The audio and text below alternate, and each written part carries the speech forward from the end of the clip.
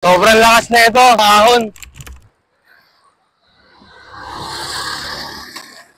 Guys, nandito tayo ngayon sa Bicol. Ayun mo. Sheesh! For today's video, full review natin itong scooter. Titignan natin kung gaano siya kalakas sa ahon. Siyempre, mamaya, dun sa rough road. Testing natin to kung gaano to kalakas. Tapos, aakit ako. Uy, lakas. Dito guys, kung makikita nyo, mabagal lang yung takbo natin paahon, no? Kasi wala naman tayong buwelo dyan, galing din tayo sa hinto. Pero kung makikita nyo, kayang-kaya talaga yung mga ganitong klaseng ahon. Sa mga downhill naman, mararamdaman mo talaga yung suspension niya, talagang ang ganda ng laro. Tapos kahit hindi nga na magbiga ng throttle mo dito, tuloy-tuloy naman yung arangkado mo pababa, sobrang smooth lang, konting alalay lang talaga sa preno. Wow. Ganito naman guys, pag paahon tapos merong konting velo, nakuha natin yung magandang speed dyan up to 30 to 35 kph na hindi ka bumababa. Pero ito as you can see, nagpreno tayo dito dahil medyo may malaking lubak, pero buti na lang maganda yung ating mga suspension. Samahan pa ng mga solid na preno, syempre naka disc brake na yan, harap likod. Nice! Kaya naman hindi ka na mangangamba sa mga ganitong downhill. Aalalay ka lang sa preno and then tamang bounce lang sa mga lubak. Napaka-smooth talaga. Kita nyo naman, sumisibat talaga, parang may turbo. Napakasarap talaga ipang ride na ito guys. Lalo sa mga ganitong lugar. Or kahit sa city. Napaka-comfy lang niya i-drive. Ang sarap lang ng upuan. Pwede rin nakatayo. Solid. Siyempre, papatest din natin yan kay Master Putok. Para siyempre, matest natin siya sa tuloy-tuloy na kalsada na puro mga paahon. Ang speed namin dito is nasa 30 kph. Kitang-kita nyo naman yung kalsada guys, talagang puro paahon niya, no? Tapos, makikita nyo talagang kinakaya ng scooter.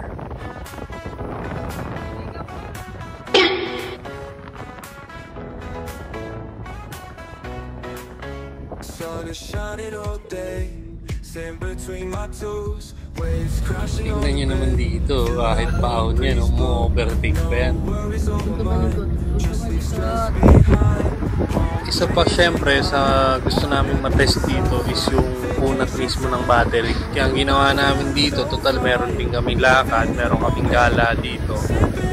Tinest na rin namin kung kakayanin ng scooter yung distance kasi medyo malayo yung pupuntahan. Tapos ganito pa yung road condition, no? Puro paahon, puro paakyat. Kasi syempre guys, magkakaiba ang konsumo ng battery depende sa road condition. Dahil syempre, subok na natin tong scooter natin kung gaano katipid to sa city driving, sa mga patag na lugar. Kaya ngayon naman, matitest natin siya sa mga puro paahon naman na kalsada. Syempre, dahil puro paahon na kalsada, mas madalas natin magagamit ng ating throttle, mas madalas natin mabibirit. So, ang tendency is mas malakas tayo kumonsumo ng battery. Kaya ngayon, matitest natin to kung gaano kakunat nga ba yung battery nito, kung gaano kalayo yung mararating bago malubat.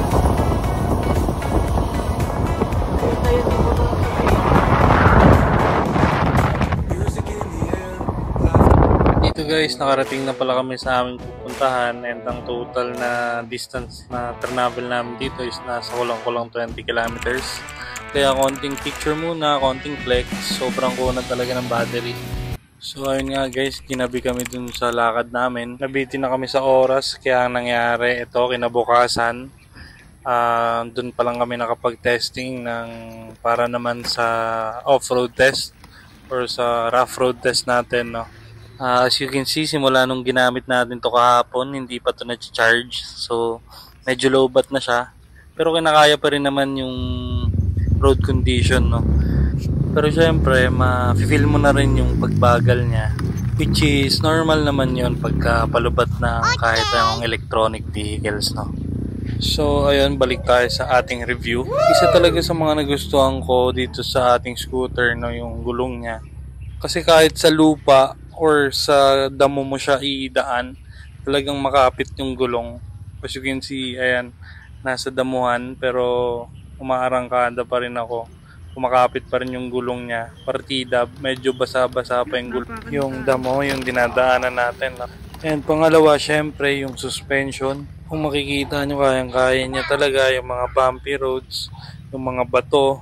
Smooth talaga yung play ng mga suspension niya, kaya masabi kong hindi ito masakit sa katawan or matagtag masyado. So, yun lang para sa ating off-road review.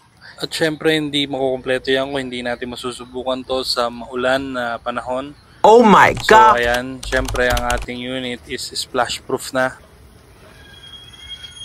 Splash proof. Ambon-ambon po.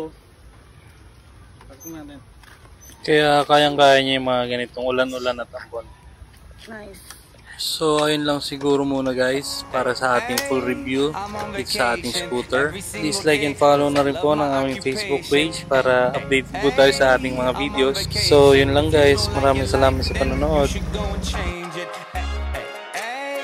I'm on vacation every single day.